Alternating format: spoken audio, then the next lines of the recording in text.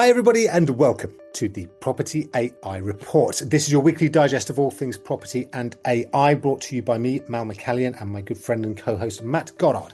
Matt, how are you? I'm fantastic, Mal. How are you today? I'm very well, thank you. It is strangely pleasing that I can see you have burnt yourself in the sunshine today, as opposed to me doing it all over the summer.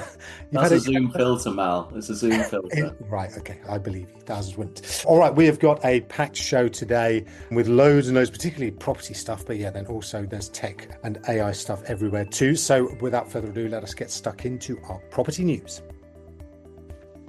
All right, so first up, oh, look who's back. It's Purplebricks. This is a story about them posting a £37.8 million loss following the strike takeover. And there's numerous different reports about it being at risk of going bust. It remains reliant on shareholder support, but then there's some positive noises coming from said shareholders optimistic about its future. I have written a lot about Purplebricks, which we will probably come back to in a sec. But what's your take on this, Matt? How do you think this one's going to shake down? I'm not surprised, to be honest, Mal. Obviously, it's the Strike merger, and obviously, oh, not even merger, really, was it? Strike acquired Purplebricks for, was it £1? It was quid. And Strike have never, ever made any money, have they? They've just been propped up by shareholder support, and they've got quite an interesting business model, and one that maybe was waiting for someone to actually see it succeed. And they acquired Purplebricks, which was an interesting approach. And then it was in November last year, Sam Mitchell stepped away, and so they've been carry on to plough forwards. I do occasionally see the boards, but not as much as we do as the likes of EXP and others who seem to move more into that segment of the market. But I'm not the one with inches and inches of columns written about this, so maybe you want to pick up the baton. Yeah, listen, I mean, I think my thoughts on the model are well recorded in terms of it is the current process, or the current model that Purplebricks and Strike have been operating is basically you can list for free as long as you take their conveyancing and mortgage products, or you can pay like £1,000 or 1,500 quid or something to do the basics, and then there's another upgrade package. Yeah, listen, it's no surprise to me that this continues to lose money. I thought the acquisition by Strike was a bit of a moonshot. I think that they were just trying to acquire a recognizable brand, but I think it's a brand that's been tarnished over a long time now. And I think the overall number that's been invested in, or that had been invested in Purplebricks before it was sold for £1, was £197 million. So for it to then be sold for £1 kind of says a lot about how reliant it is on shareholder support. And if you go back and look at how many actual transactions they did, and then divide that 197 million by how many transactions they did, it was being heavily subsidized almost exclusively by investors, and that continues. So yeah, look, I don't think that I can see a way for it to become profitable. I think it's got to buy its way in. So it needs to advertise, which costs money, and the investors have got to throw that money in, and then it will see a little bit of a boost. But yeah, I think what it did for the industry, it did two things: one positive, one negative. On the positive side, it gave everybody a bit of a nudge towards tech, and actually got a lot of perhaps more traditional agents, some of the larger agents, the corporates, looking at property technology and kind of thinking, actually, we probably need to do a bit more on this. But then clearly on the negative side, it absolutely hammered down commission rates and made everyone believe that essentially estate agents in the UK were ripping people off, when actually estate agents in the UK have got amongst the lowest fees in the entire world at about 1.2%, whereas over in the States it's 3 plus 3 is 6. In other places like Australia, you also get vendor paid $2,000 on top. Yeah, I think I'm not surprised where it is. I wonder how much longer Charles Dunstan and others can continue to subsidise, and maybe that's permanent. He's on record as saying he wants to essentially destroy a state agency in this country. Sorry, disrupt. Yeah. And that's his goal. And it's okay, it's going to cost you a bit. So yeah, I imagine it will continue for a little while. They seem to be doubling down as far as the shareholder report is concerned. But yeah, I think the headline in the negotiator was Purplebricks at risk of going bust. And I think that risk continues, right? Yeah, all the way through.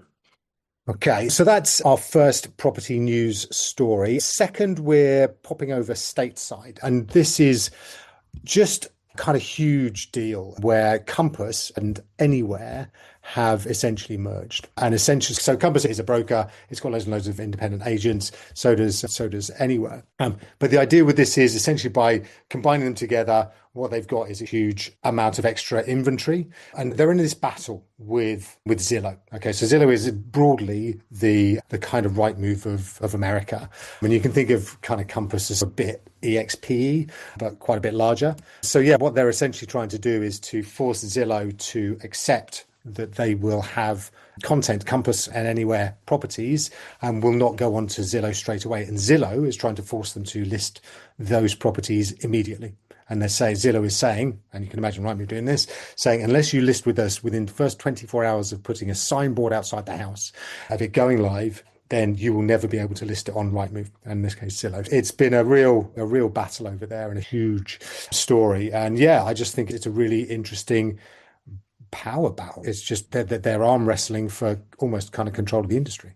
Well, we've covered the background to certainly Compass and the Zillow piece on previous podcasts, but just that whole taking each other to court, and didn't CoStar also start lobbing rocks at them from a distance with Zillow, yeah. Homes.com? And it was very much as you say over that you need to be listing on at Zillow, and as we've alluded to, for me it's a data play. Zillow wants all of Compass's data. Compass are a bit like, nope, it's mine, we're going to back away. And now with this merger or acquisition, it's going to create a behemoth of 210,000 agents. So when you said slightly bigger than EXP, I think there's a few zeros on the end, and an incredible 20% share of the US market. So absolutely huge. And obviously to Zillow, that's quite a huge amount. They call it inventory over there, don't they? But listing property that's not going to come into play. And for me, this is still underpinned by that access to the data, that first publisher first piece that really controls all of the large language models and the artificial intelligence. And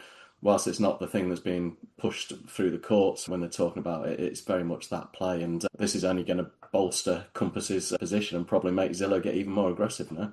Yeah, I think that's right. And then they've got a separate court case where Compass is suing Zillow for using their images without permission and stuff like that. So it's all getting very nasty. But yeah, as you say, it's all about the data. It's all about the content, who owns it, who gets to publish it, who gets to publish it first. And yeah, the fact that they've now called the cavalry over the hill and decided to merge with Anywhere. Yeah, as you say, is now accrued 20% of property listings on one side of the gate, and then Zillow's got most of the other 80%. Interesting times, and I think it's one that I think we should all be watching, because I think it is not something that is going unnoticed by some of the other dominant portals around the world, and particularly in the UK as well. Yes, going to be interesting to keep an eye on that one as it trundles through both the courts and out in the kind of the economic landscape too. All right, our third story for this week is it's about recruitment. Now, there was a story that came out in The Negotiator this week about property industry vacancies falling off a cliff. And I think that the quote was from Property Personnel that about 30% of vacancies have disappeared compared with this time last year. But Matt, you've got an insight on this, kind of hot off the press from elsewhere in the recruitment. Well, very hot off the press. Well, I was waiting for you to get back from your day out with the Property Academy, and I was actually reading through the show notes, and they're not going to pick up on that. I'm going to talk over your noises. But beforehand, actually, I was reading the article over, and for anybody listening, Mal and I, during the course of the week, pop stories into a Notion, and then we curate those towards the end. And this one I'd missed. And as I was reading the article saying that vacancies were down 30%, it didn't ring true to me or smack true in terms of what I see through my LinkedIn, chatting to people, agents while I'm out there. Obviously, I was looking and I see the fortnightly Foxton's new starters photo with 35 to 40 people joining. I've seen some quite senior moves. Susie Robertson, who'd been at Sotheby's previously, gone in very high up in lettings for Lohman Group. The head of client services has gone into Campions across Chestons and Chase Buchanan. And a number of people seeming to get promoted, seeming to go into roles. And I know from the companies that I work with, the likes of ASAP, we're always looking for good new sales progressors. So those vacancies didn't seem to be drying up in the way they were. So while I was waiting for you to get back, Mal, and it wasn't that you were ridiculously late, I was chatting to Josh Rayner from Rayner Personnel, and Josh actually said they're currently probably more like 30% up on vacancies, and they're getting filled. And actually, they've just had a record month in August this year. It doesn't quite seem, but we sometimes think of ourselves as being in a sort of microcosm with these things, and not a whole Liz Truss situation, but maybe we're looking at different elements of the market compared to what this article was intended. Yeah, it's interesting, isn't it? And the most difficult thing is to get like for like. So actually, if there has been a big change in a client base, for example, either positive or negative, then that can really skew the figures. But yeah, 30% is a lot, either up or down. It's Mhm. quite a lot, particularly if you've got a 60% swing. So yeah, it's a confused picture. I think is probably at best. But yeah, as you say, so I look at this through the lens of thinking, right, across the economy, if you look at recruitment figures, particularly in the junior areas, then it does seem that there has been, at the very least, a slowdown in that particular area. And that's not just in property, that's elsewhere as well.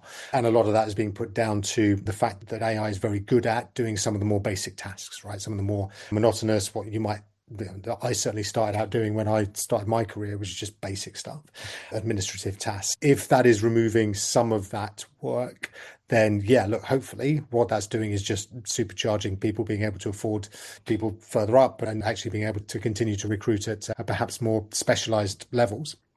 But yeah, I think anecdotally, I haven't heard that it's significant in this 30% significant anecdotally, but yeah, it was interesting to see this initial report, and yeah, I guess you just take it as at face value, unless you've got a hotline to old Josh. Yes, no, exactly. And it's in our tech news actually, and I think bringing it forward is quite appropriate. Accenture announced this week that they've actually laid off 11,000 staff to artificial intelligence. Very much a case of saying either you get on the bus or you're being left behind. And 11,000 staff now, obviously, Accenture are phenomenally large, and quite a lot, as you just alluded to.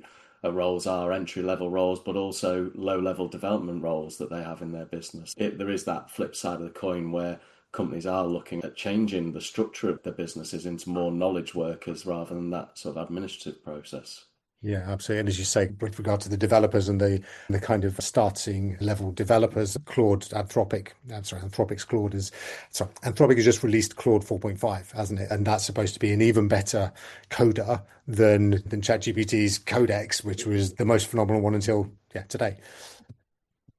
Yeah, Yeah. Codex, which you could leave running for 21 hours, come back, and it's basically done everything for you. And that's Codex being backed by ChatGPT 5, wasn't it? So I think Yeah. the recruitment area is always interesting. And we spoke weeks or even months ago now that the top four aren't using their trainees to do initial interviews anymore. They're using AI voice bots to do it. So we will see the shape change. But as coming back to the initial article, that sort of 30% down, I think is probably a very specific piece of the market, as you alluded to. Got it. All right. That is our property news for this week. Let's more continue with our AI and tech news. All right. So we have a brand new word in our lexicon as of this week. What is it, Matt? And what does it mean? Work slop. Work slot. So this is for all of you, and I receive on a regular basis, where you get those seemingly very well crafted reams and reams of text emails on your page that suddenly realise that someone's put two or three words into a ChatGPT or a Claude and taken the email lock, stock, and barrel and pasted it over to you, and then it's your job to try work it all out. And this is work slop. So we've talked about AI slop before, and to do with images and videos, and Meta have just in the last couple of days, Meta have released the ability to generate videos within Meta that you can then just post away, haven't you? There's vibes. Yeah, so There you go, vibes. essentially, if you thought TikTok was full of absolute rubbish, then yeah, Meta's Vibes platform is basically entirely AI slop, basically. So you can just type in anything. And yeah, if you go onto it, you can just scroll through loads and loads and loads of slop. But this is a little bit different because it's work slop. That's it. And it's an interesting one, and the word fits, but I don't think this is an AI word. I think the term's going to come forward because more and more people are starting to call it out as being, well, hold on, you've not written that email, you've just put a couple of words or sentences into Copilot and sent it to me without thinking about it. And you know that because it comes through with the Zs instead of S's for specialization or something like that.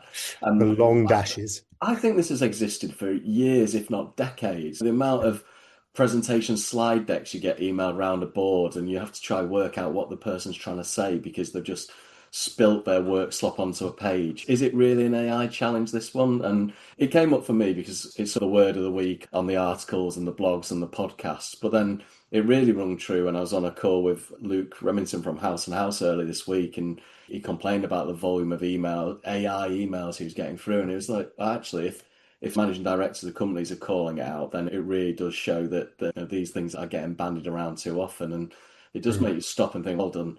Here's that presentation I put together. Have I curated it? Have I reviewed what's gone into it? And before it's been fired off as the answer.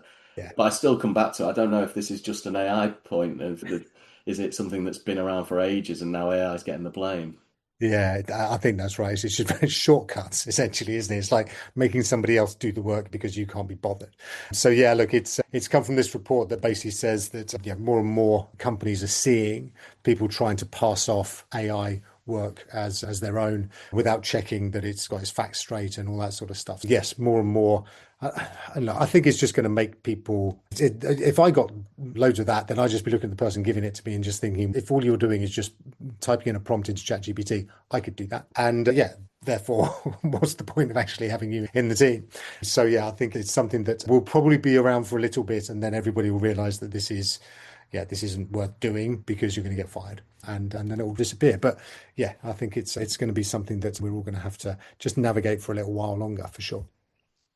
All right, next up, we did just want to touch on this new treatment for Huntington's disease. Those that know or have been involved in the Do It for Dom charity initiatives that's been run by certainly Suzanne Averty, David Mintz, and others, Simon Whale, over recent years. Christian Byfield's been involved as well, and many others. And they've raised tens of thousands, if not more, for Huntington's research, because essentially over in there's one of our colleagues over in Dom Subiani of FBM, wasn't it? yeah, it's Dom Sibiani, thank you. So he's had Huntington's, and yeah, it is basically a disease that is incurable to this point, but they've managed to find some cures using AI actually that at least delays it for some years and enables people to live fuller lives. So yeah, we just wanted to mention it because we know a lot of people in the industry have done a lot of work on that, and well done them, because it looks like the research that has been made possible has had some significant breakthroughs. So that's great news, and well done to everybody who's been involved in that. So next up, wanted to cover a little bit about parental controls. OpenAI has launched parental controls in ChatGPT. Now, as with many parental controls, they're slightly complicated, and you've got to get your teen to agree that not that you're going to see all of their prompts or all of their questions or anything like that, but that they will allow you to be alerted if it starts to spiral and if anything goes quite negative. So I think the intention is good. I worry about the effectiveness and whether actually whether teams are just going to work on a workaround anyway. And if they are feeling that inclined, then actually is it going to work? But I think it's at the very least, it's a kind of start. And we're starting to see at least some movement towards these large language model companies actually addressing some of the big problems that they potentially are engendering in teens and others.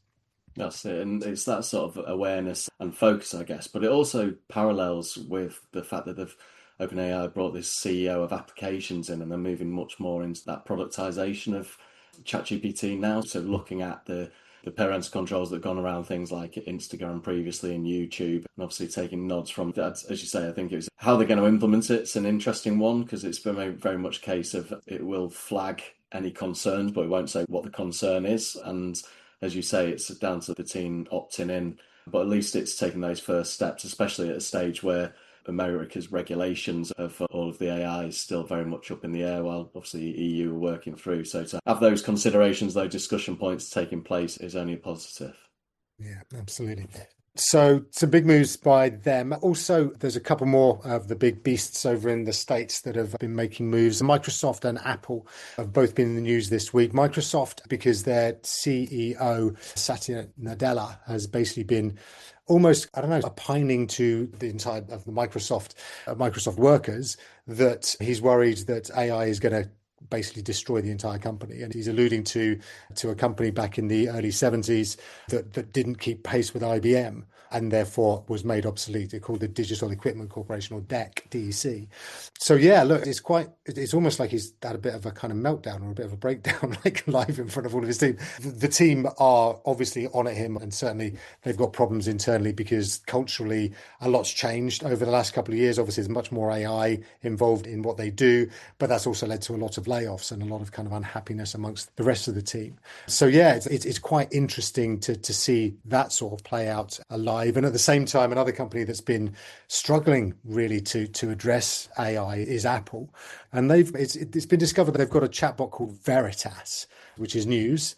and it's a bit of a test for series upgrade. That's it. On the Apple one, I'll come back to Satya Nadella, but on the Apple one, the Veritas is being used internally by the Apple team to basically test their new large language models. So while we've all been calling them out for falling behind and questioning their future, this is their next attempt to maybe a bit like Google with Bard, put that behind them and try get back coming Yeah. forward. And it's powering the new Siri by the sound of things, and Veritas is their internal test piece, but there's by no means leap of faith to see it being an app that they suddenly get on all your iPhones and your Mac that you're looking at there, and it's trying to get you to use that over and above ChatGPT or Claude or Copilot. And they've come back quite aggressive, but maybe subtly. Obviously, in their latest announcement, they had the AirPod Pro 3 that had the live translations within them, and Yeah, obviously I that's like being that. powered by something. So Veritas is the thing that's being used internally, but sounds like it's the steps along the way where maybe they're not making as big a song and dance as they have done previously with Apple Intelligence, but Yeah. they're still working by the sound of things on their Google relationship to bring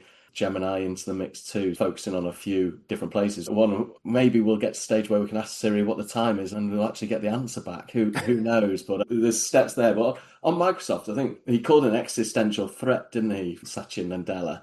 And you can understand this with a number of LinkedIn posts where people say PowerPoint's dead, Excel's dead, and Word's dead. And you can see with touched on earlier, OpenAI and ChatGPT becoming more of an application that you actually need programs like Word or PowerPoint. And I appreciate it's not Microsoft, but even Photoshop with the likes of Nano Banana to do your editing and changing when actually you move through. And I think Microsoft is maybe over egging it a little bit, but Satya Nadella, it wasn't that long ago where they were having to pivot pretty aggressively, weren't they, to pull back from the brink after they got left behind on the old days where you used to pay for your software up front, and they put everything into hosting and moved everyone on subscription models, and that sort of brought Microsoft back. But They do. you do have to keep moving with the times, otherwise you end up as the next Kodak or Blockbuster or any other of those companies that get left behind. It's true. If you do look back at the late 90s into the 2000s, how they did pivot into, as you say, the kind of cloud versions of their software and actually managed, I looked, as you say, for a while, they might actually